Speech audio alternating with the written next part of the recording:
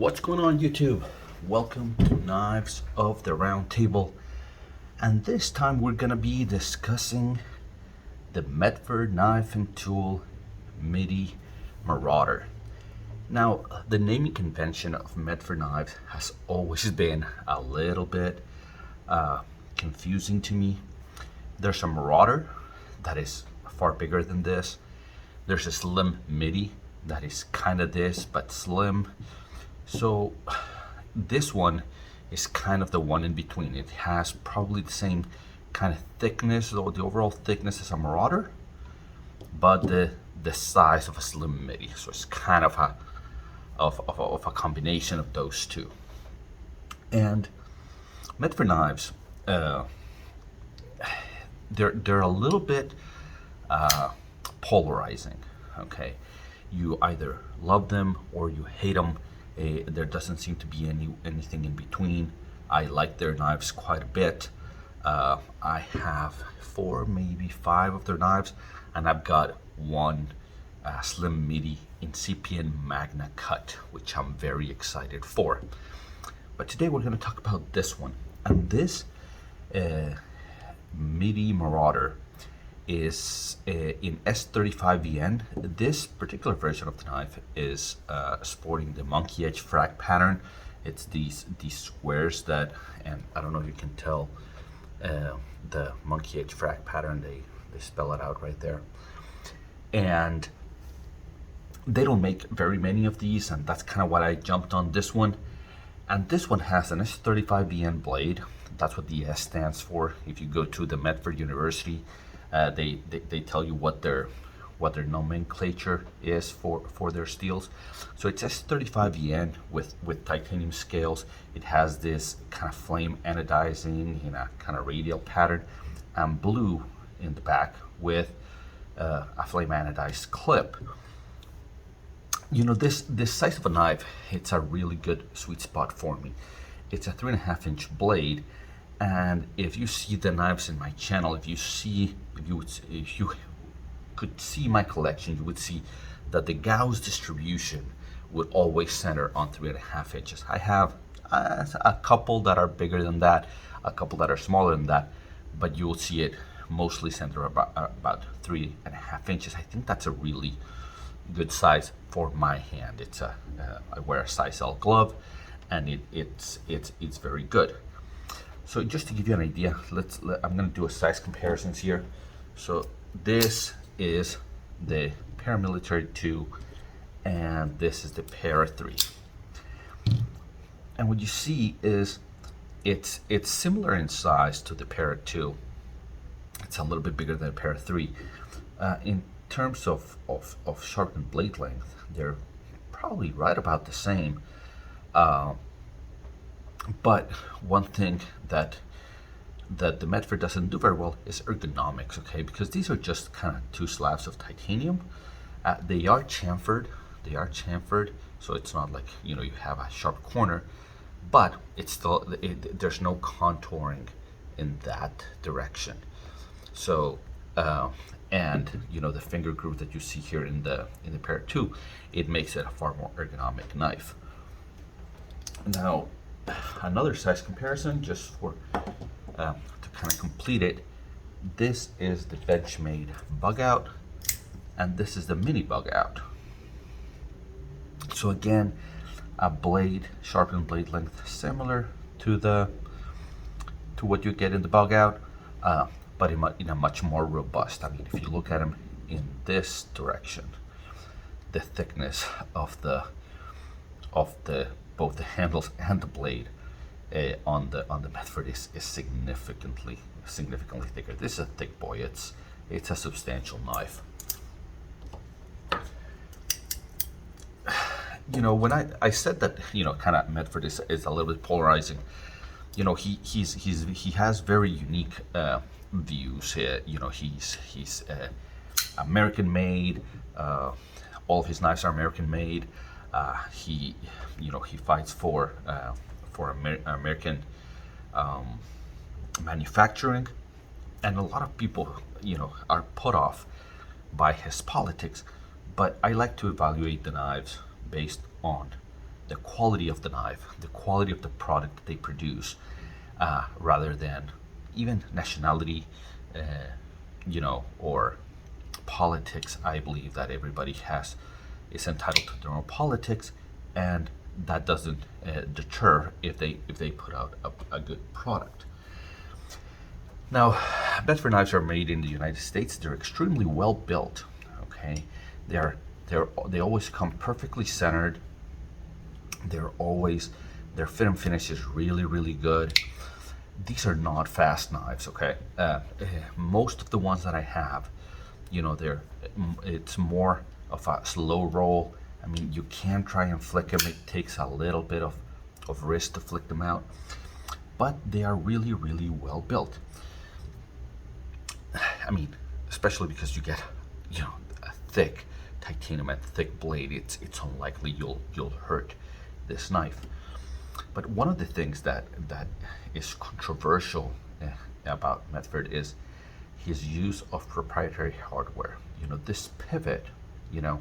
He states that the pivot is, he keeps on changing it to keep ahead of the China knockoffs. Okay, I think he's had some problem with people copying his designs and selling them as fakes. But as a user, as a collector, it's hard for me to know what pivot Medford Knives is using right now.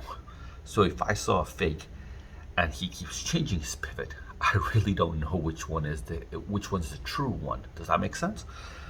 And I really wish that I could take this apart and lubricate it and clean it and be able to maintain my tool. It's something that I enjoy. It's almost like therapy for me. I'm watching football, take my knife apart, clean it, sharpen it, and put it back together.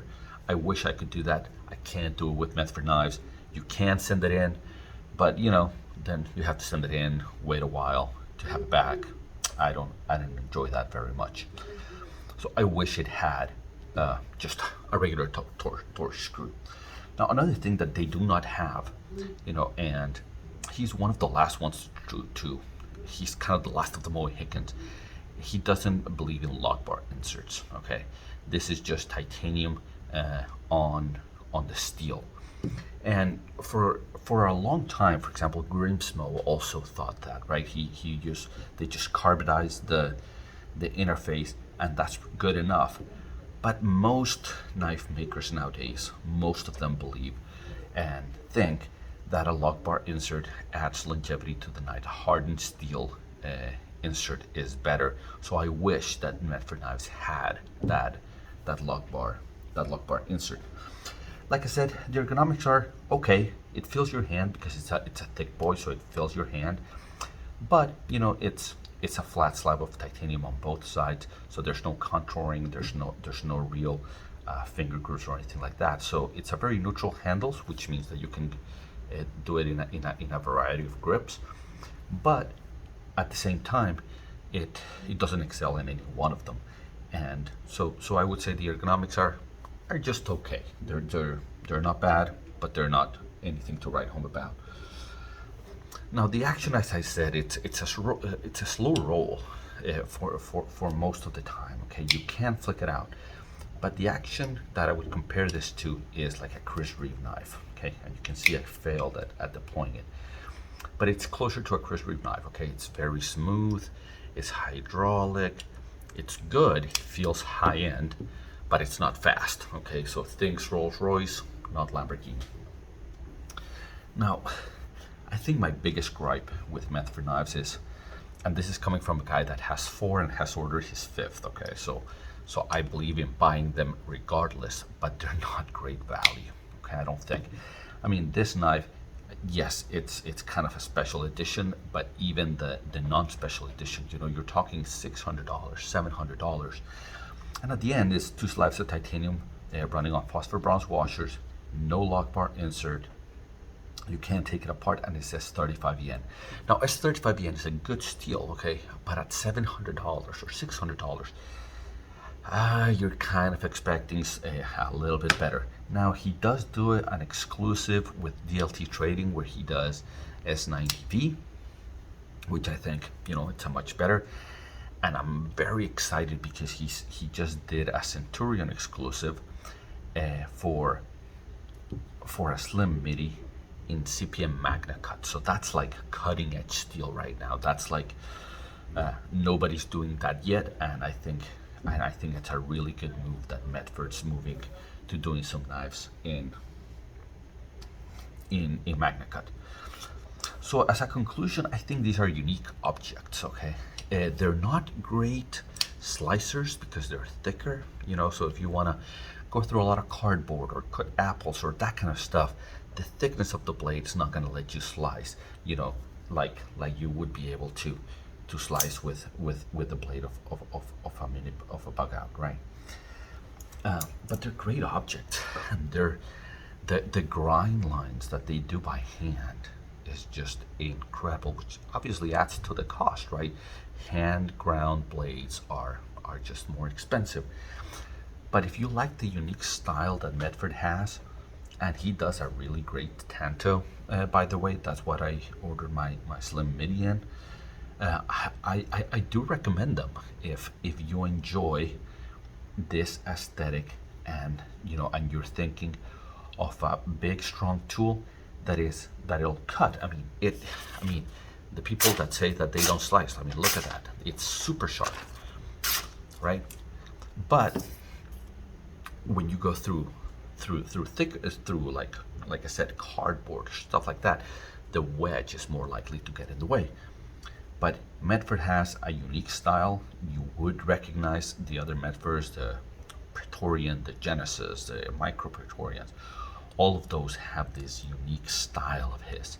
So so if you like them, I think you'd be very happy. And the size of the Midi Marauder, I think it's great. If you want a little bit smaller than this, then probably the Micro Praetorian is for you. A little bit bigger than this, then you're talking probably Praetorian Genesis is what you'd probably be looking at. So guys, there you have it, the review of the Medford knife and tool Marauder Midi in S35 monkey edge frag pattern. So if you enjoyed the video, if you think I earned it, hit like, subscribe, and until I see you again, take care.